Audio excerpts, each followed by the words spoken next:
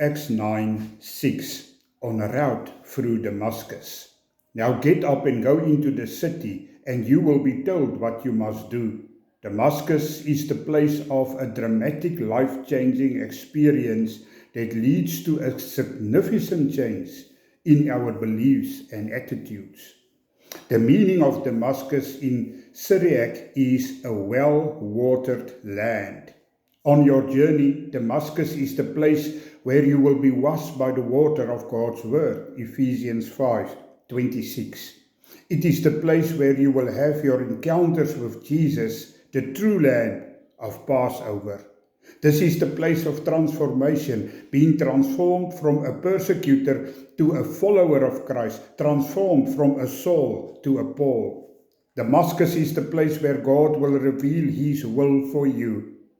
Jesus went through His own Damascus, in the wilderness and in the garden of Gethsemane. We cannot skip our place of repentance. In Jesus' name, it is written. Yes, amen.